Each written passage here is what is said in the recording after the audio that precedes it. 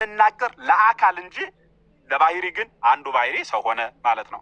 አንዱ ባህሪ ሰው ሆነ ማለት ነው። አንዱ ባህሪ ሰው ሆነ። አሁን ልብ ብላችሁ አዳምጡ። ሁላችሁም የእግዚአብሔር ቤተሰቦች ሴቶችና ወንዶች የሥላሴ ልጆች ይህ ድምጽ የሚሰማችሁ ምሳሌ ልጥቀስላችሁ ግልጽ እንዲሆን ማለት ነው። ለምሳሌ ነፍስ አንዲት ነፍስ ለባዊት ናት፣ ነባቢት ናት፣ ሕያዊት ናት ብለን እንናገርላታለን። ይህንን በፊት ለምስጢረ ሥላሴ መስዬ ነግሬያችሁ ነበረ። ዛሬ ደግሞ በምስጢረ ሥጋዌ ላስረዳችሁ።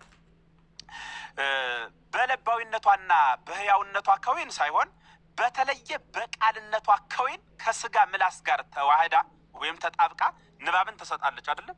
አሁን ኑሬን የምናገረው ነፍሴ በምኗ ነው? በለባዊነቷ ወይም ደግሞ በስትንፋስነቷ ከወይን ሳይሆን በቃልነቷ ከወይን ነፍሴ ከስጋዬ ጋር ተጣብቃ ትናገራለች።